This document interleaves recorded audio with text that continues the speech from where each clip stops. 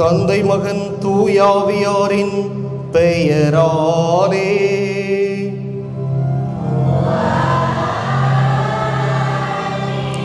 நம் ஆண்டவராகிய இயேசு கிறிஸ்துவின் அருளும் கடவுளின் அன்பும் தூய ஆவியாரின் நட்புறவும் உங்கள் அனைவரோடும் இருப்பதாக.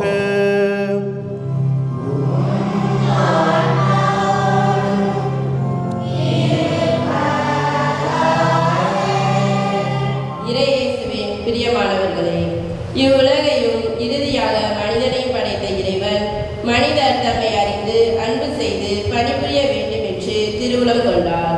தம்மை அறியாதவர்களுக்கு தம்மை வெளிப்படுத்த பலரை பல்வேறு வழிகளில் தேர்ந்தெடுத்து சிறப்பான அழைப்பையும் பணியையும் கொடுத்தார்.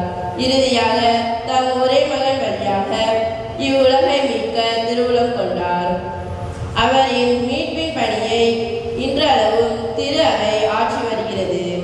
அவ்வண்ணமே இங்கு கூடியுள்ள நம் அனைவருக்கும் ஒரு திட்டத்தை வைத்து அதன் மூலம் இறைவன் அன்பை வெளிப்படுத்த விரும்புகிறார் என்று கூறி இறைவனின் குரலுக்கு செவிசாய்த்து அவரின் கருவிகளாக செயல்பட நமக்கு அழைப்பு விடுக்கிறது இன்றைய திருவழிபாடு. இறைவனின் குரலுக்கு செவிமடுத்து அவரின் இறையாட்சி இம்மண்ணில் மலர நமது இதயத்தை இணைப்போம் இக்கல்வாரி பலியில். அன்புமிக்க சகோதர சகோதரிகளே, நம் திருமுழுக்கு நினைவாக நம்மீது தெளிக்கப்படும் தமது படைப்பாகிய இத்தண்ணீரை புனிதப்படுத்தி அருளுமாறு நம் கடவுளாகிய ஆண்டவரை கெஞ்சி மன்றாடுவோமாக. அவரே நமக்கு உதவி அளித்து நாம் பெற்றுக்கொண்ட தூய ஆவிக்கு உண்மை உள்ளவர்களாய் நிலைத்திருக்க அருள்வாராக. என்றென்றும் உள்ள எல்லாம் வல்ல இறைவா, வாழ்வின் ஊற்றும் தூய்மையின் தொடக்கமுமான தண்ணீரின் வழியாக மக்கள் புனிதம் அடைந்து நிலை வாழ்வின் கொடையை பெற வேண்டும் என்று திருவுளமானீர். இத்தண்ணீரை புனிதப்படுத்தியருள உம்மை வேண்டுகிறோம். ஆண்டவரே, உமது நாளாகிய இன்று உமது அருட்காவலை பெற விரும்புகிறோம். வாழ்வழிக்கும் உமது அருளின் ஊற்றினை எம்மில் புதுப்பித்தருளும். இத்தண்ணீரினால் எங்கள் உள்ளத்தையும் உடலையும் தீமை அனைத்திலிருந்தும் காத்தருள்வீராக. இவ்வாறு நாங்கள் தூய இதயத்துடன் உம்மை அணுகி வரவும் உமது மீட்பை பெற்றுக்கொள்ளவும் தகுதி பெறுவோமாக. எங்கள் ஆண்டவராகிய கிறிஸ்து வழியாக உம்மை மன்றாடுகின்றோம். எல்லாம் வல்ல இறைவா, தண்ணீர் வளம் பெற அதில் உப்பிட வேண்டும் என்று இறைவாக்கினர் எலிசா வழியாக கற்பித்தீர். உமது படைப்பு பொருளாகிய இந்த உப்பை பரிவிரக்கத்துடன் புனிதப்படுத்தியருள உம்மை தாழ்மையுடன் வேண்டுகிறோம். ஆண்டவரே, உப்பு கலந்து தண்ணீர் தெளிக்கப்படும் இடமெல்லாம் தீயோனின் தாக்குதல் அனைத்தும் தோல்வியுறச் செய்வீராக. உம் தூய ஆவியார் உடனிருந்து எங்களை இடையராது காத்தருள்வாராக. எங்கள் ஆண்டவராகிய கிறிஸ்து வழியாக உம்மை மன்றாடுகின்றோம்.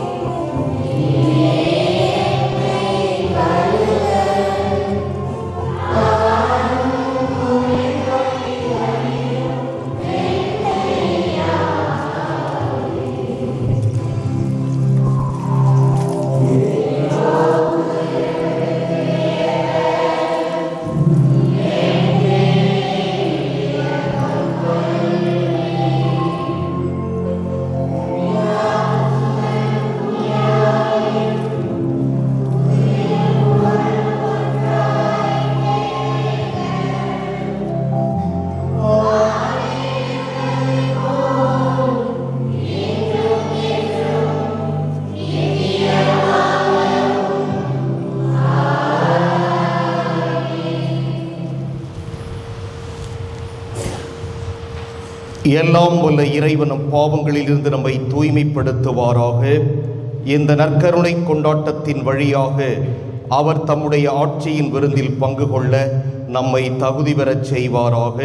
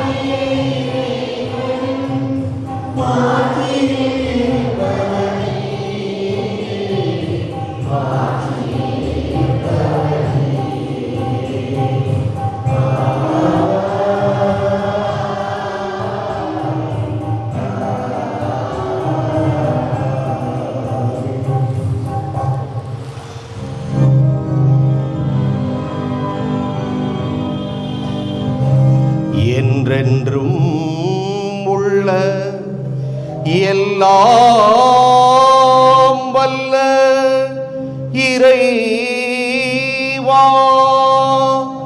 விண்ணிலும் மண்ணிலும் உள்ள அனைத்தையும் ஆண்டு நடத்துகிறவர் நீரே.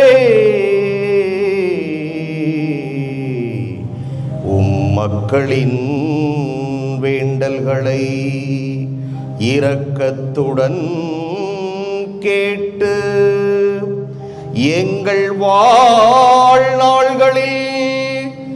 உமது அமைதியை அளித்தருள்வீராக. உம்மோடு தூய ஆவியாரின் ஒன்றிப்பில் இறைவனாய் என்றென்றும் வாழ்ந்து ஆட்சி செய்கின்ற அவர் வழியாக உம்மை மன்றாடுகிறோம்.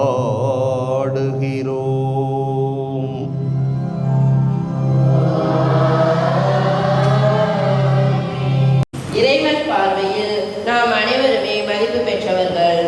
ஏனெனில் உலகம் மீட்பு அடைய தம்மை ஒளியாக படைத்திருக்கிறார் என்று கூறும் முதல் வாசகத்திற்கு செவிமடுப்போம்.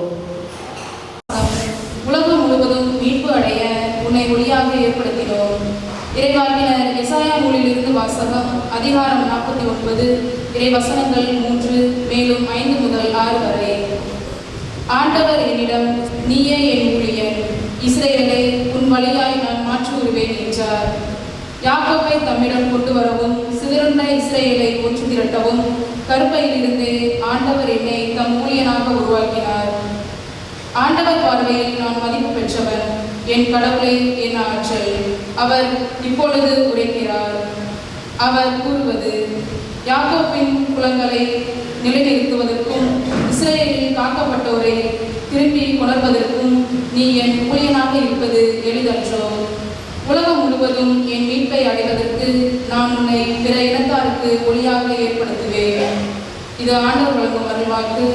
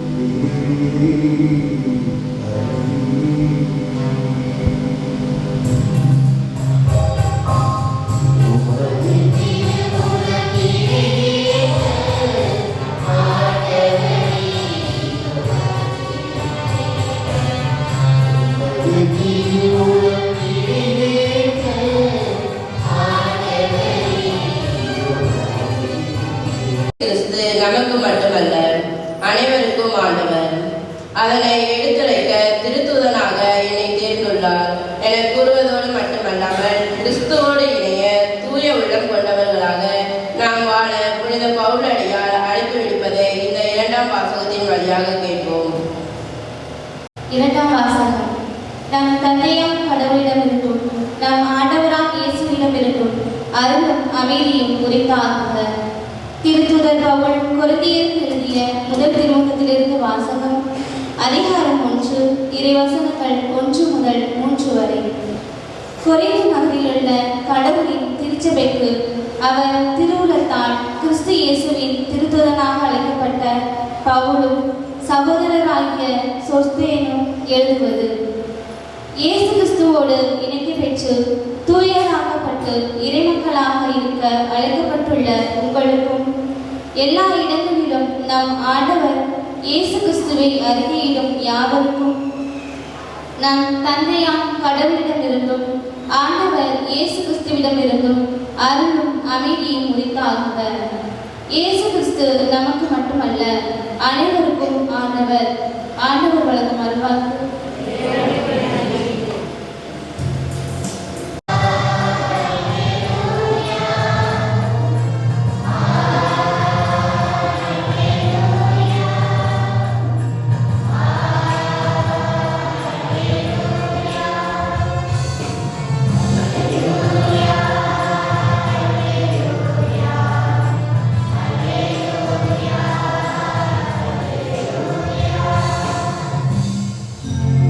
வாக்கு மனிதரானார், நம்மிடையே குடிகொண்டார். அவரை ஏற்றுக்கொண்ட ஒவ்வொருவருக்கும் அவர் கடவுளின் பிள்ளைகளாகும் உரிமையை அளித்தார்.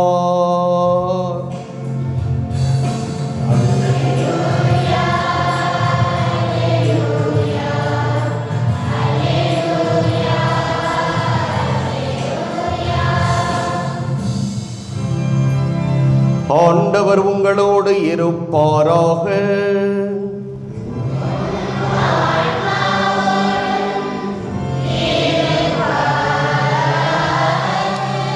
யோவான் எழுதிய தூய நற்செய்தியிலிருந்து வாசகம்.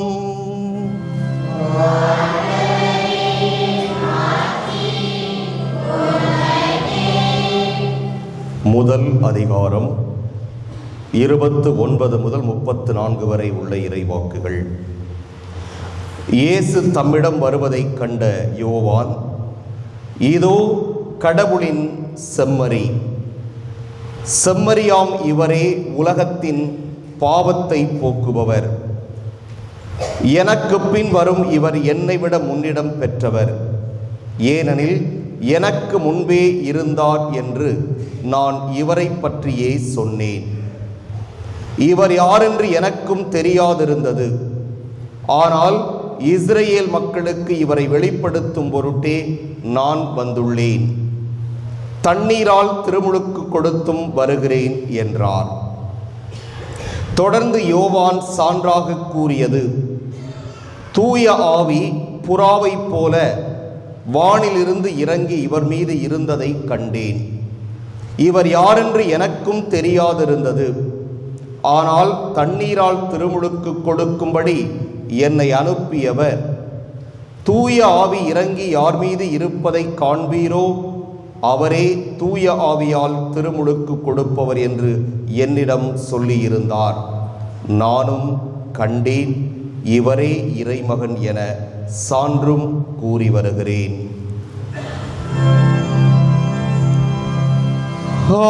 ஆண்டவரின் அருள்வாக்கு.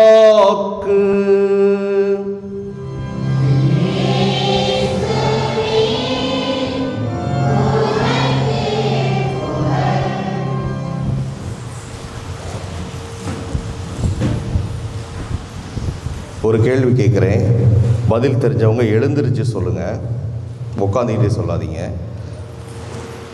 ஏஐ உலகம் முழுவதும் பேசப்படுகின்ற ஒரு வார்த்தை. ஏஐ.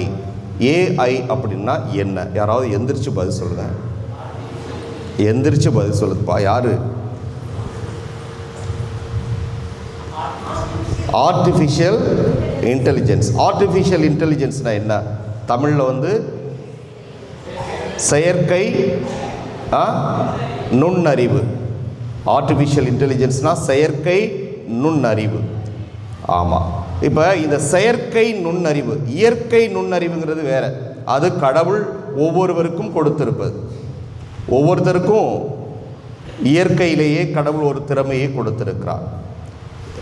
சொல்லுவார்கள், பிறக்கின்ற ஒவ்வொரு குழந்தையும் சிறந்த குழந்தைதான், அறிவாளிதான், ஞானம் உள்ளவர் தான். ஆனால் அவர் எப்படி வளர்றாரு, அவரை எப்படி வளர்த்தெடுக்கிறோம் அப்படிங்கிறத பொறுத்து தான் அவருடைய எதிர்காலம் சிறப்பாக அமைவதும் அமையாமல் இருப்பதும்.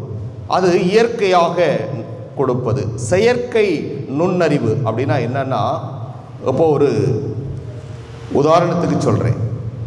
நம்ம பங்கில் ஒரு திருவிழா நடக்கும்போது நம்முடைய திருத்தந்தை, அவர் பேர் என்ன, லியோ, அவர் வந்து தஞ்சை மறைமாவட்டம் ஆதனூர் பங்கில் என்று புனித அன்னாள் ஆலயத்தில் நீங்கள் திருவிழா கொண்டாடுகிறீர்கள்.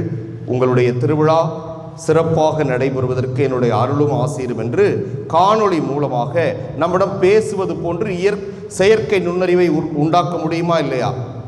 உண்டாக்க முடியும். ஆனால் உண்மையிலேயே நம்ம ஊரில் திருவிழா நடக்கிறது யாருக்கு தெரியாது? யாருக்கு தெரியாது? திருத்தந்தைக்கு தெரியாது. அவருக்கு அதை பற்றி தெரியவே தெரியாது. ஆனால் அவர் காணொளியிலே நம்மோடு பேசுவதை போன்று, நம்முடைய திருவிழாவிற்கு நமக்கு வாழ்த்து சொல்வதை போன்று, அப்படி இயற்கையாகவே அந்த செயற்கை நுண்ணறிவை பயன்படுத்தி நம்மிடம் பேசுவதை போன்றே உருவாக்க முடியும். அந்த அளவிற்கு விஞ்ஞானம் என்று வளர்ந்திருக்கிறது. ஒரு இசையமைப்பாளருடைய மகள் இறந்து ஒரு சில ஆண்டுகள் ஆகிவிட்டன. ஒரு 5-6 வருஷம் இருக்குன்னு நினைக்கிறேன். ஆனால் அவர் இறந்த பிறகு 4 ஆண்டுகளுக்கு அப்புறம் ஒரு திரைப்படம் வெளிவந்தது. அதிலே ஒரு புதிய பாடல், புதிய இசையை அவரே அப்படியே பாடுவதை போன்று வெளியிட்டிருக்கிறார்கள். அவருடைய குரலை எடுத்து செயற்கை நுண்ணறிவை பயன்படுத்தி புதிய வார்த்தைகளை போட்டு புதிய இசையை போட்டு அதிலே அவரே பாடுவது போன்று அந்த பாடலை வெளியிட்டிருக்கிறார்கள். யோசித்து பாருங்கள், இந்த உலகம் எந்த அளவிற்கு வளர்ந்து கொண்டிருக்கிறது. ஸோ ஏஐ என்பது இல்லாத ஒன்றை இருப்பதாகவும் இருக்கும் ஒன்றை இல்லாததாகவும் எளிதாக காட்டிவிடக்கூடிய ஒரு விஞ்ஞான வளர்ச்சியிலே நாம் வாழ்ந்து கொண்டிருக்கிறோம். இது இந்த உலகத்தில் இருக்கின்ற பல்வேறு அறிஞர்கள் சொல்லுகிறார்கள், இது அழிவின் பாதைக்கு நம்மை இட்டு செல்லும் என்று. ஆனால் அறிவியல் வல்லுநர்கள் சொல்லுகிறார்கள், இது இந்த உலகை அடுத்த நிலைக்கு மேலே கொண்டு போய் சேர்க்கும் என்று சொல்லுகிறார்கள். இதில் எது உண்மை என்றால் இரண்டுமே உண்மைதான். இரண்டுமே உண்மைதான். முதலில் ஒரு விஷயத்தை நமக்கு பிடிக்காதவர்களுக்கு எதிராக, பிடிக்காத கட்சிக்கு எதிராக, பிடிக்காத ஒரு தலைவருக்கு எதிராக, ஒரு நபருக்கு எதிராக நாம் எப்படி வேண்டுமானாலும் ஒரு வீடியோவையோ ஏதோ ஒன்றை உருவாக்கி அதை அழிக்கவும் முடியும். அதே போன்று அந்த ஏஐயை பயன்படுத்தி அறிவியலிலே புதிய வளர்ச்சியை முன்னெடுத்து மக்களுக்கு தேவையான நல்ல பல காரியங்களை எடுத்து செல்லவும் முடியும். ஒரு காலத்தில் இன்டர்நெட் வந்தபோது ஐயையோ இதில் நிறைய ஆபத்து இருக்கு என்று சொன்னார்கள். ஆபத்து இல்லை என்று சொல்லவில்லை, இருக்கின்றது. அதே நேரத்திலே அதனுடைய வளர்ச்சியின் காரணமாக இன்று விஞ்ஞானம் வளர்ந்து எவ்வளவோ விஷயங்களை நாம் இன்றைய மொபைல் ஃபோனில் யூடியூப், ஃபேஸ்புக், இன்ஸ்டாகிராம் என்று எவ்வளவோ, இது அதை விட முக்கியமாக நான் பார்க்கணுன்னா பணம் அனுப்புகிறோம் கூகுள் பே, ஃபோன்பே யூஸ் பண்ணி. இதெல்லாம் எவ்வளவு எளிதான ஒன்று. ஒரு காலத்தில் ஒரு 20 ரூபா பணம் எடுக்கணும்னா பேங்க்கில் போய் சலான் வாங்கி ஃபில்லப் பண்ணி கொடுத்து மணிக்கணக்கில் உட்காந்துருக்கணும். அல்லது இன்னொருத்தருக்கு டிரான்ஸ்ஃபர் பண்ணி விடணும் அப்படின்னாக்க அதே போன்று செய்யணும். அதற்கு அடுத்ததாக விஞ்ஞான வளர்ச்சியிலே இன்டர்நெட் பேங்கிங் என்ற ஒன்று வந்தது. அதனால் இன்டர்நெட் ஐடி, பாஸ்வேர்டு யூஸ் பண்ணி நாம் போய் செய்ய முடிந்தது. அதற்கு ஒரு கம்ப்யூட்டர் தேவைப்பட்டுச்சு. ஆனால் இப்பொழுது மொபைல் ஃபோன்லே நாம் நினைத்தவருக்கு நினைத்த நேரத்திலே பணத்தை அனுப்ப முடியும். இது இன்டர்நெட் யுகத்தினுடைய ஒரு வளர்ச்சி. அதே போன்று அடுத்த படிதான் இந்த ஆர்டிஃபிஷியல் இன்டெலிஜென்ஸ். எனவே இல்லாத ஒன்றை இருப்பதாகவும் இருக்கின்ற ஒன்றை இல்லாததாகவும் காட்டக்கூடிய ஒரு ஆற்றல் படைத்த இந்த செயற்கை நுண்ணறிவு இன்று வளர்ந்து கொண்டிருக்கிற இந்த காலகட்டத்திலே அடுத்தவர்களை எப்படியாவது வீழ்த்த வேண்டும், அழிக்க வேண்டும் என்று நாம் துடித்து கொண்டிருக்கின்ற இந்த காலத்திலே இன்றைய வாசகத்திலே வருகின்ற, குறிப்பாக நற்செய்தியிலே வருகின்ற யோவான் இருப்பதை இருப்பதாக சொல்லுகிறார். உள்ளதை உள்ளபடியே பேசுகிறார். இறைவனுடைய திட்டத்தை மறைக்காமல் முழுமையாக அவர் ஒப்புக்கொள்கிறார். எப்படி என்று நாம் கேட்கலாம். ஆக்சுவலாக இயேசுவுக்கு 30 வயது திருமுழுக்கு பெற்ற போது, ஆனால் அதற்கு முன்பாகவே திருமுழுக்கு யோவானுக்கு நிறைய ஃபாலோவர்ஸ் இருந்தாங்க. அவருக்கு நிறைய லைக் கிடைச்சது. நிறைய பேர் அவரை சப்ஸ்கிரைப் பண்ணாங்க. அவர் எங்கடா பேசுகிறார், அவரை இவர்தான் வரவிருக்கின்ற மெசியாவோ என்று அவர்கள் விசுவசித்ததால், அவர்கள் நம்பியதால் அவரை நிறைய பேர் சப்ஸ்கிரைப் பண்ணாங்க, ஃபாலோ பண்ணாங்க. நிறைய ஃபாலோவர்ஸ் இருந்தாங்க. அவரை நிறைய பேர் லைக் பண்ணாங்க. ஸோ அந்த காலத்திலே இதெல்லாம் இருந்தது. ஆக இயேசு கிறிஸ்துவுக்கு சீடர்கள் உருவாகும் முன்பே திருமுழுக்கு யோவானுக்கு ஏகப்பட்ட சீடர்கள் இருந்ததை நாம் பார்க்கிறோம். அப்படி இருந்த அந்த காலத்திலே அவர் நினைத்திருந்தால், நான் தான் இயேசு கிறிஸ்து அல்லது நான் தான் வரவிருந்தவர், தந்தையாம் இறைவனின் மகன் நான் தான் என்று அவர் பொய் சொல்லி இருக்க முடியும், தன்னைத்தானே உயர்த்தி காட்டி இருக்க முடியும். ஆனால் அவர் உள்ளதை உள்ளபடியே பேசுகிறார். இறைவனுடைய திட்டத்தை முழுமையாக மக்களுக்கு வெளிப்படுத்துகிறார். ஒரு துளி கூட அவர் பொய் பேசவில்லை. அவர் என்ன சொல்லுகிறார்? இதோ இறைவனின் செம்மறி என்று இயேசுவை சுட்டி காட்டுகிறார். இதோ இறைவனின் செம்மறி. இறைவனின் செம்மறி என்றால் என்ன? இவர்தான் இறைமகன் என்று இன்றைய நற்செய்தியிலே கடைசி வாக்கியத்திலே நாம் வருவதை பார்க்கிறோம். ஆம், இவர்தான் மெசியா, இறைமகன் இவரே. இவருடைய மிதியடிவாரை அவிழ்க்கக்கூட எனக்கு அருகதை இல்லை. இவருடைய வருகைக்காக தயார் செய்ய வேண்டியதும் அதற்குரிய ஏற்பாட்டை செய்ய வேண்டியதும் தான் என்னுடைய பணியாக இருந்தது. இதை நான் எப்பொழுது உணர்ந்தேன்? தண்ணீரால் எனக்கு திருமுழுக்கு கொடுக்கும் அதிகாரத்தை கொடுத்த அந்த ஆண்டவர் சொன்னார், தூய ஆவியானவர் புறாவடிவிலே யார் மீது நின்று அசைந்தாடி நிற்கிறாரோ அவர்தான் தூய ஆவி எனும் நெருப்பால் திருமுழுக்கு கொடுக்க நான் இந்த உலகிற்கு அனுப்பிய நபர் என்பதை நீ புரிந்து கொள்ள வேண்டும் என்று தந்தையாம் இறைவன் சொல்லியிருந்தார். எனவே அதை நான் இந்த இயேசு திருமுழுக்கு பெற்ற போது நான் கண்டேன், உணர்ந்தேன். இப்பொழுது சொல்லுகிறேன், இவரே இறைமகன் என்று அவர் சொல்வதை பார்க்கிறோம். ஆம், இயேசு ஒரு இறைமகன். அவர்தான் நம் மீட்பர். அவருடைய வழியை ஆயத்தம் செய்வதற்காகத்தான் நான் வந்திருக்கிறேன் என்று இயேசுவை விட தான் உயர்ந்தவன் என்று காட்டிக்கொள்ளாமல் அவரை விட தாழ்ந்தவன் என்று அவர் காட்டிக்கொள்ளுகிறார். எனவேதான் அவருக்குரிய மாண்பையும் மகத்துவத்தையும் நம் ஆண்டவர் கூறுகிறார். என்ன சொல்லுகிறார்? பெண்களில் பிறந்தவர்களே, திருமுழுக்கு யோவானை தவிர உயர்ந்த மனிதர், சிறந்த மனிதர், நல்ல மனிதர் இந்த உலகிலே யாரும் இல்லை. காரணம் நமக்கு தெரியும். கொஞ்சம் விட்டா போதும், அடுத்தவனை அழிச்சிட்டு நாம மேலே வந்துடுவோம். நாம மேலே வரணுங்கிறதுக்காக என்ன வேண்டுமானாலும் செய்யக்கூடிய எத்தனையோ நபர் நம்முடைய சமுதாயத்திலே வாழ்ந்து கொண்டிருக்கிறார்கள்.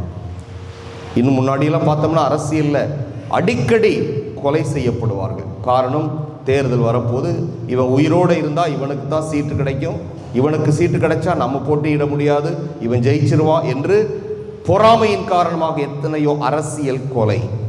அடுத்ததாக நாம் பார்க்கிறோம், இந்த ஜாதிய அமைப்பிலே ஆணவ கொலைகள் நாம் பார்க்கிறோம்.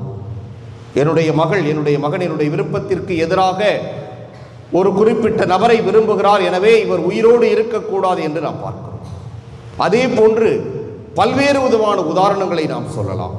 அடுத்தவர் வாழ்ந்து விடக்கூடாது, தன்னை விட உயர்ந்து விடக்கூடாது, மேலே சென்று விடக்கூடாது, என்பதற்காக எத்தனையோ தீய சக்திகளை, தீய ஆற்றல்களை நாம் பயன்படுத்தி மற்றவர்களை அழிக்க நினைக்கின்ற இந்த தருணத்திலே இன்றைய நற்செய்தி வாசகம் நமக்கு கூறுகின்ற உண்மையை இருப்பதை அப்படியே ஏற்றுக்கொள்ள வேண்டும். காரணம், அதுதான் இறை திட்டம், அதுதான் இறைவனுக்கு நாம் கீழ்ப்படியும் ஒரு வரத்தை நமக்கு கொடுக்கிறது. மற்றவர்களுக்கு நாம் ஒரு நற்செய்தியாக, மற்றவர்களுக்கு நாம் ஒரு விவிலியமாக, மற்றவர்கள் நம்முடைய வாழ்வை வாசிப்பதற்கு ஒரு வாய்ப்பாக அமைவது நாம் உள்ளதை உள்ளபடியே ஏற்றுக்கொள்வது. ஆண்டவருடைய விருப்பத்தை நாம் முழுமையாக ஏற்றுக்கொண்டு நம்மை விட மற்றவர்கள் மேலே வருகின்ற பொழுது அதை பார்த்து பொறாமைப்பட்டு அவர்களை கீழே சாய்க்க நினைக்காமல், அதே போன்று நாமும் நம்முடைய திறமையாலும் உழைப்பாலும் மேலே வர வேண்டும் என்று அதற்குரிய உழைப்பையும் ஜபத்தையும் ஆண்டவரோடு இருக்கின்ற உடனிருப்பையும் நாம் இன்னும் அதிகப்படுத்துகின்ற பொழுது நாம் அடுத்தவரை விட மேலே வர முடியும். அதை விடுத்து நாம் தவறான வழிகளை, குறுக்கு வழிகளை பின்பற்றினால் எல்லாவற்றையும் அந்த ஆண்டவர் பார்த்து கொண்டிருக்கிறார். எனவே நான் பலமுறை சொல்வது, நம்முடைய தீய செயல்பாடுகளினால் அவ்வப்பொழுது சில வெற்றிகளை நாம் பெறலாம், அது நிரந்தரம் அல்ல. நிரந்தரம் என்பது இறைவனுடைய திட்டம்தான் வெல்லும், இறைவனுடைய திட்டம்தான் வெல்லும், அதுதான் நிரந்தரம். எனவே திருமுழுக்கு யோவான் அதை புரிந்து வைத்திருந்ததால் தானோ என்னவோ அதை முழுமையாக செயல்படுத்துகிறார். எனவே நாமும் இறைவனுடைய திட்டத்திற்கு முழுமையாக செவிமடுப்போம். ஆமென்.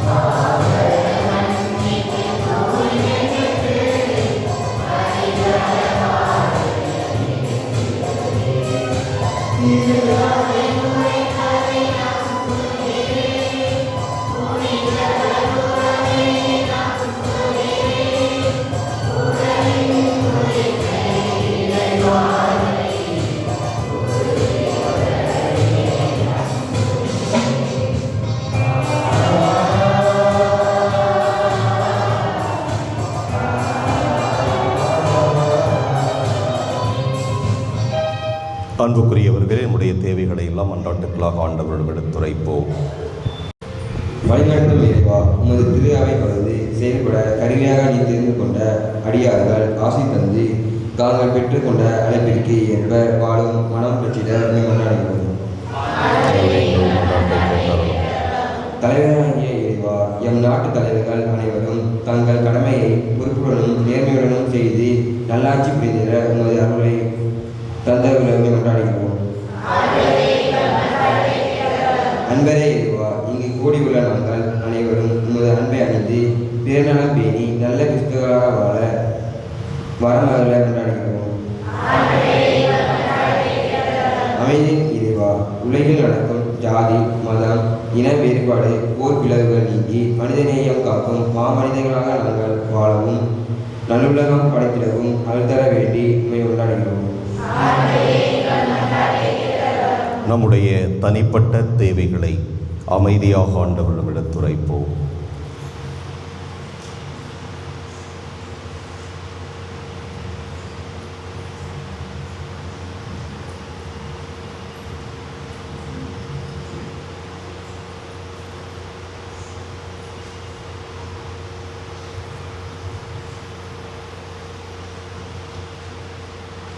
மன்றாடுவோமாக. எங்கள் புகலிடமும் பலவுமாக இறைவா, எங்களிடம் இறை உணர்வை தூண்டி எழுப்புகிறவர் நீரே. உம்முடைய மக்களின் உருக்கமான இந்த மன்றாட்டுக்களை ஏற்று நிறைவு செய்ய வேண்டும் என்று எங்கள் ஆண்டவர் கிறிஸ்து வழியாக உம்மை மன்றாடுகின்றோம்.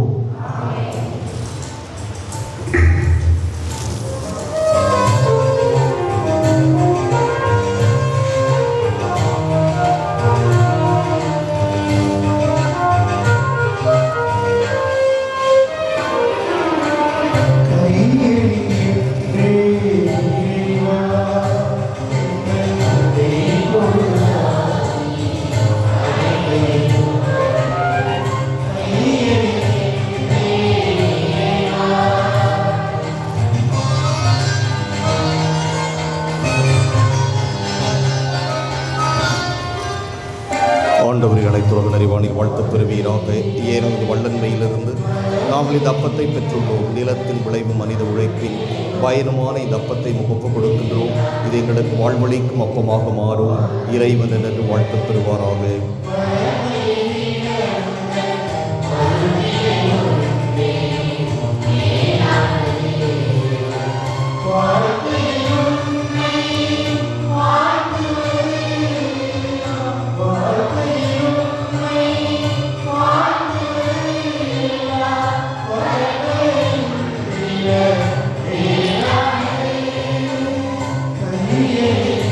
ஆண்டவரின் அனைத்துலக நிறைவான வாழ்த்து பெறுவீராக. வல்லன்மையில் நாம் தரிசனத்தை பெற்றுள்ளோம். திராட்சை செடி மனித உழைப்பின் பயணமான தரிசனத்திற்கு கொடுக்கின்றோம். இதை எங்கள் ஆன்மீக பானமாக மாறும். இறைவன் என்று வாழ்த்து பெறுவாராக. ஆண்டவரை தாழ்மையான மனமும் நொறுங்கிய உள்ளமும் கொண்டைகளை ஏற்றருளும். ஆண்டவரை இறைவா, நாங்கள் நமது திருமுறப்பு கொடுக்கும் இப்பலி உமக்கு உகந்ததாவதாக.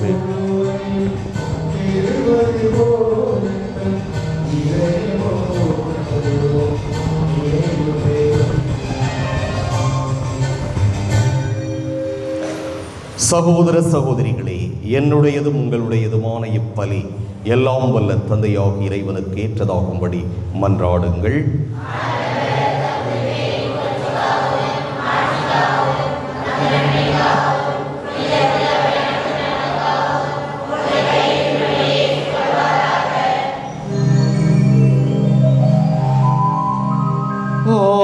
ஆண்டவரே,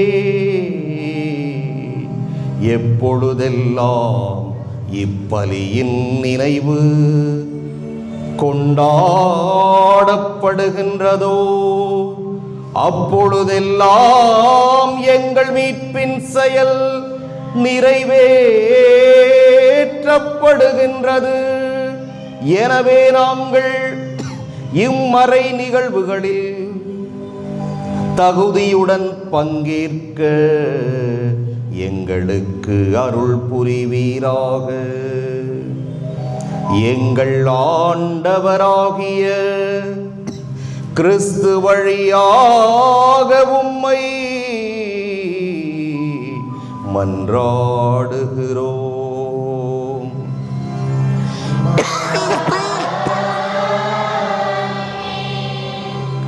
ஆண்டவர் உங்களோடு இருப்பாராக.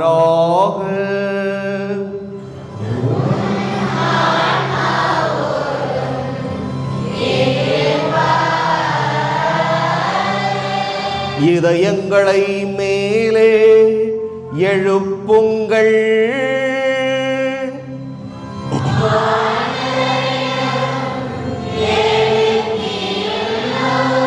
நம் இறைவனாகிய ஆண்டவருக்கு நன்றி கூறுவோம்.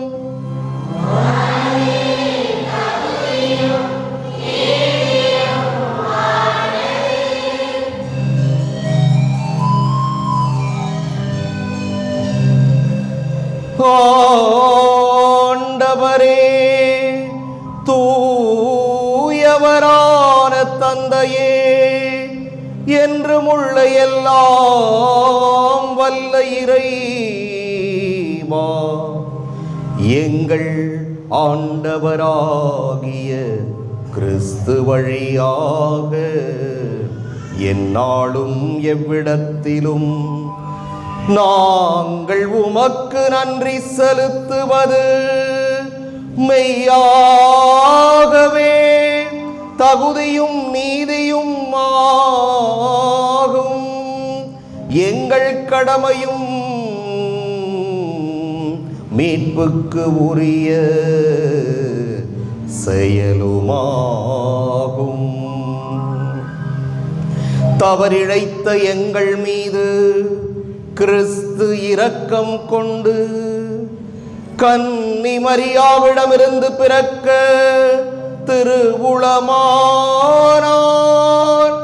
சிலுவையில் பாடுபட்டு முடிவில்லா சாவிலிருந்து எங்களை விடுவித்தார்.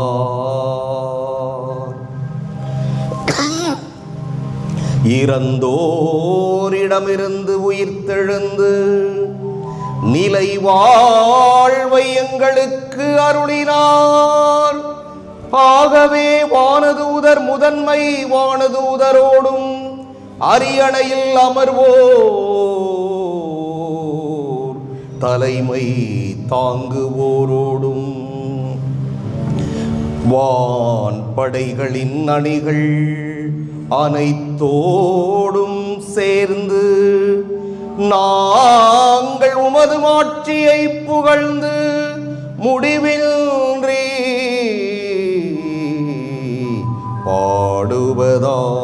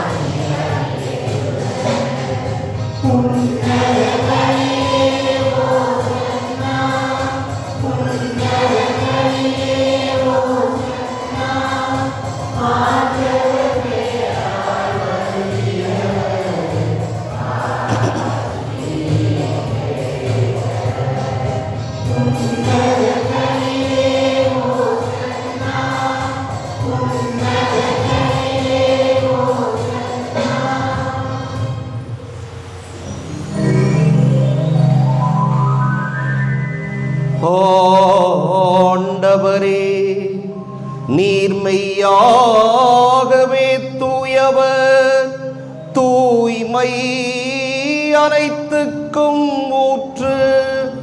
ஆகவே உம்முடைய ஆவியை பொழிந்து இக்காணிக்கைகளை தூய்மைப்படுத்த உம்மை வேண்டுகிறோம்.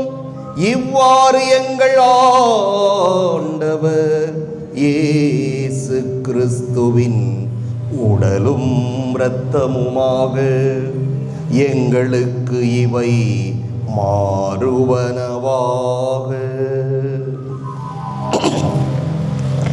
அவர் பாடுபட உளம் கனிந்து தம்மை கையளித்த போது அப்பத்தை எடுத்து நன்றி செலுத்தி அதை பிட்டு தம் சீடர்களுக்கு அளித்து கூறியதாவது: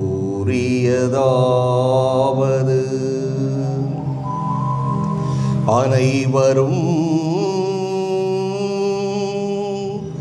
இதிலிருந்து பெற்று உண்ணுங்கள், ஏனெனில் இது உங்களுக்காக கையளிக்கப்படும் என் உடல்.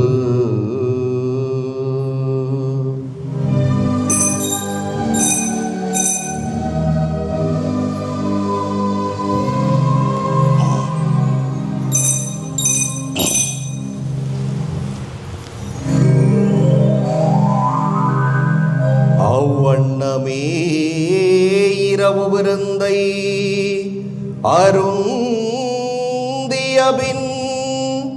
கிண்ணத்தையும் எடுத்து மீண்டும் உமக்கு நன்றி கூறி தம் சீடர்களுக்கு அழைத்து அவர் கூறியதாவது: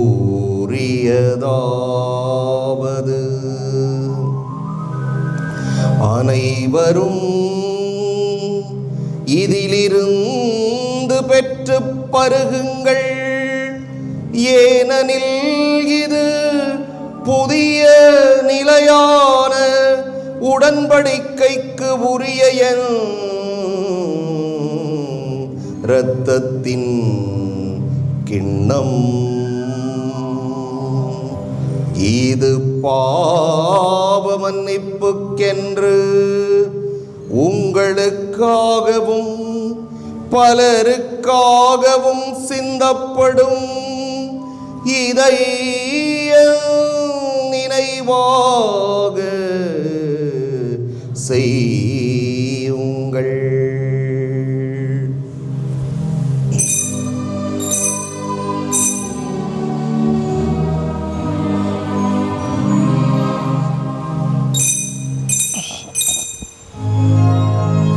நம்பிக்கையின் மறைபொருள்.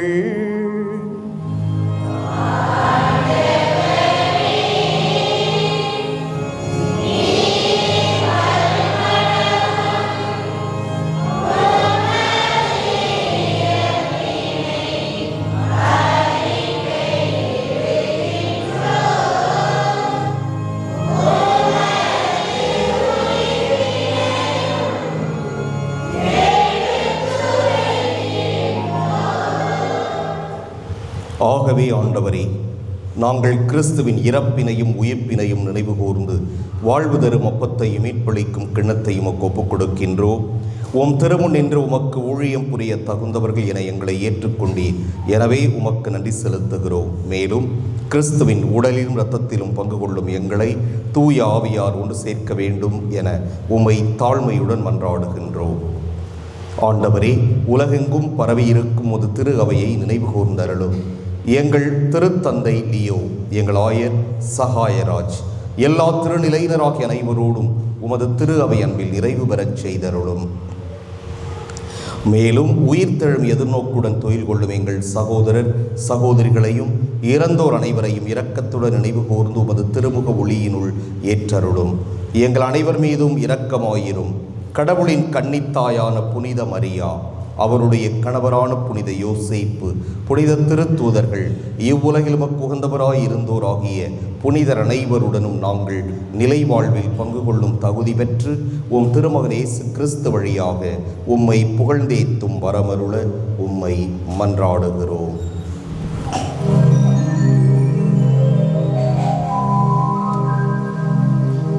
இவர் வழியாக இவரோடு இவரில் எல்லாம் வல்ல இறைவனாகிய தந்தையே, தூய ஆவியாரின் ஒன்றிப்பில் எல்லா புகழும் மாட்சியும் என்றென்றும் உமக்கு உரியதே.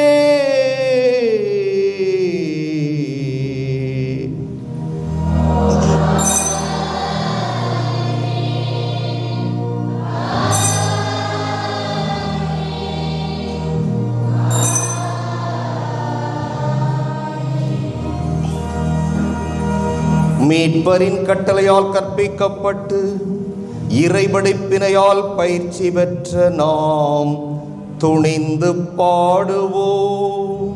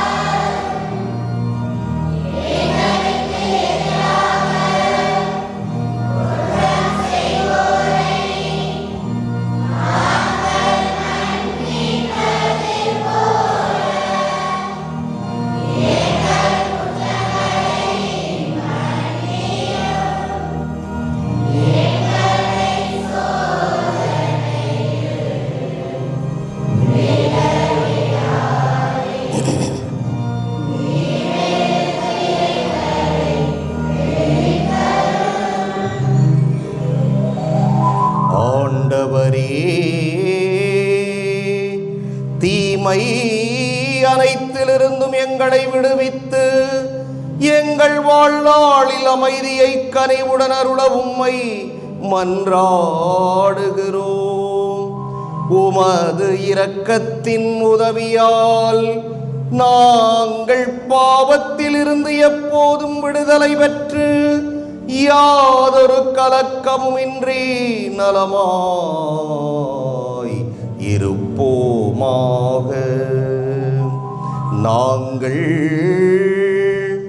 எதிர்நோக்கி இருக்கும் பேரின்பத்துக்காகவும் எம் மீட்பராகிய இயேசு கிறிஸ்துவின் வருகைக்காகவும் காத்திருக்கின்றோம்.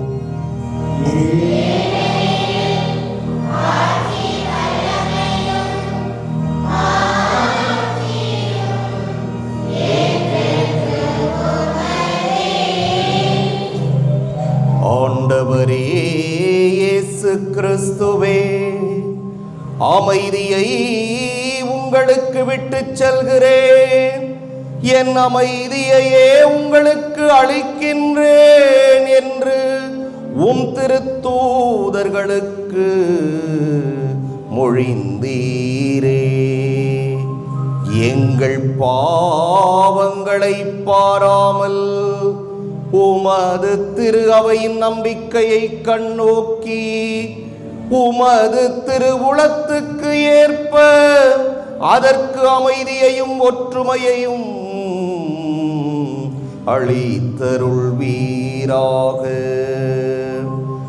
என்றென்றும் வாழ்ந்து ஆட்சி செய்கின்றவர் நீரே.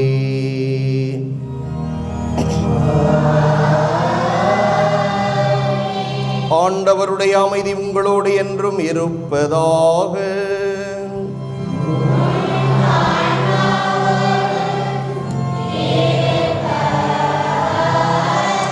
ஒருவருக்கொருவர் அமைதியை பகிர்ந்து கொள்வோம்.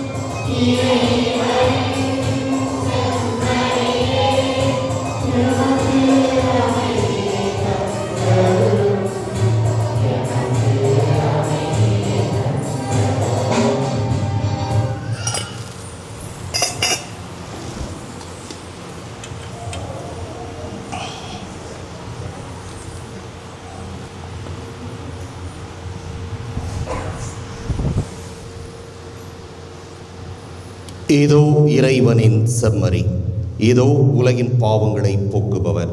செம்மறியின் விருந்துக்கு அழைப்பு பெற்றோர் பேறு பெற்றோர்.